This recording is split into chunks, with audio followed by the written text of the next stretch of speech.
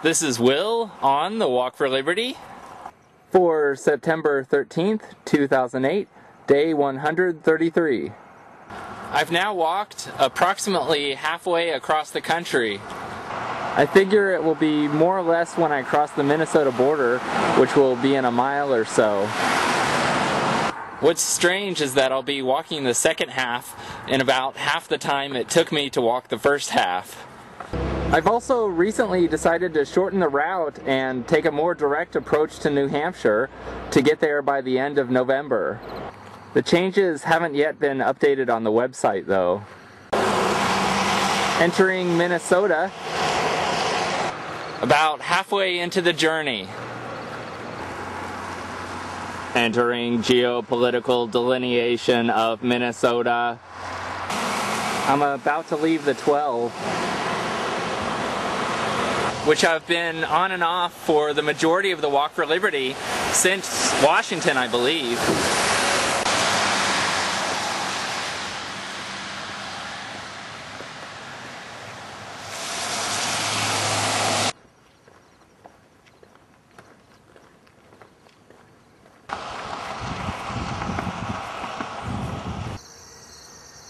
Tax-free development through the Job Z program.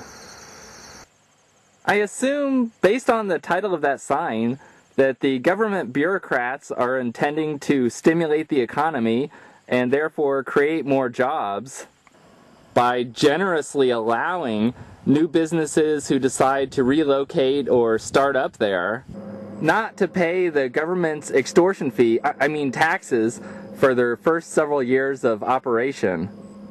And in that sense, the bureaucrats or the legislators or the town council or whoever it is, as the case may be, have it partially right.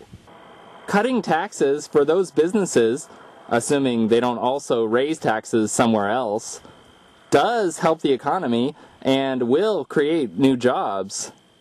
What the bureaucrats and politicians don't realize, though, is that any taxes hurt the economy and possibly eliminate jobs. Taxes aren't just some kind of magic money which the government takes from you, but which doesn't have unintended consequences elsewhere. Taxes are bad for at least two reasons. First, no one knows better how to spend your money than you do. When you spend your money that's left over after taxes, you spend it on housing, food, clothing, entertainment, basically whatever's important to you. But when the government spends the money it took from you in taxes, it doesn't necessarily spend it on things which you find important. Take, for example, subsidies which the government spends on airlines. And let's say you, like my grandma, have never and will never fly in an airplane in your lifetime. The money which you paid in taxes and which the government is using to subsidize airlines is your money which the government is wasting as far as you're concerned. That's money which you might have instead used to buy clothing or perhaps a more fuel-efficient car or even put into savings. Another heinous example for many people today is the money which the federal government is spending on the Iraq war. And it's all your money which the government is spending in ways which you don't prefer and which you could have used otherwise.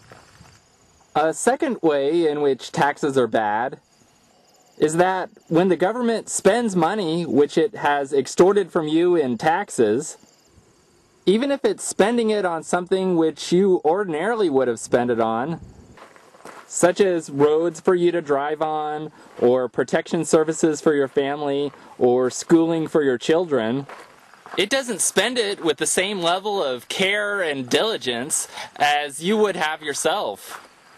Here's an example to illustrate what it's like when the government spends your money. Let's say you're in the market for a new car, but you don't have time to go out and shop for it yourself. So you ask your friend if he can help you out and do the shopping for you. You give him your credit card, which has a credit limit of $100,000, and ask him to buy you a brand new Toyota Prius. The next day, your friend decides he likewise doesn't have the time, so he gives the credit card to a friend of his and asks him to do the job. The problem is, though, you and his friend don't know each other. His friend, though, does indeed buy you the Toyota Prius. However, he ends up spending $80,000 on it. The next day, your friend drives the Toyota Prius up to your driveway and hands you the keys and the invoice. $80,000, you exclaim? That's 4 times what the car's worth. Your friend, though, just calmly responds, "Yeah, but I got the job done, didn't I?" Just like the friend of a friend, government bureaucrats don't know you from Adam. And they don't give a flip whether they spend your money wisely. Sure, they'll get the road built, even if it ends up costing 3, 4, or even 10 times as much as it would have cost in a free market transaction. When I said earlier that what the politicians and bureaucrats don't realize is that any form or amount of taxes end up hurting the economy and costing jobs, I was probably being a bit generous. I'm sure that most of them, especially the politicians, realize full well that any taxes hurt the economy over what it would have been without the taxes having been extracted. The thing is, they're not about to give up all that easy money that they have access to. So they end up trying to play a careful balancing act, trying to extract as much in taxes as they can get away with, without damaging the economy so much that it kills the very thing that they depend upon for their precious taxes. I've heard it said before, although I don't remember by whom, that socialism depends on a relatively free market to generate the wealth to pay for its spending programs and wealth redistribution. And you could argue that, unlike in the former Soviet Union, which bled its economy dry, that in America, there actually is a functional socialist economy. What many people don't realize, though, is that in a truly free market, every working person would be better off. Except perhaps the politicians who don't work for a living anyway. If everyone were able to keep everything that they earned, then people would be far wealthier than what they are today.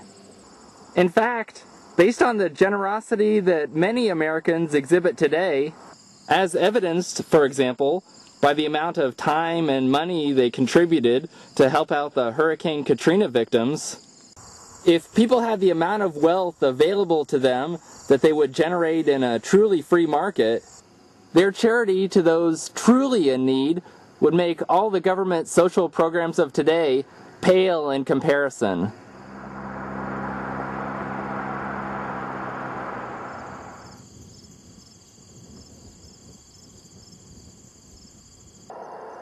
Today I walked 21.5 miles.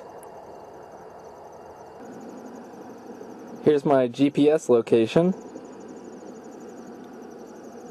This is Will Buchanan for blog.walkforliberty.com, signing off.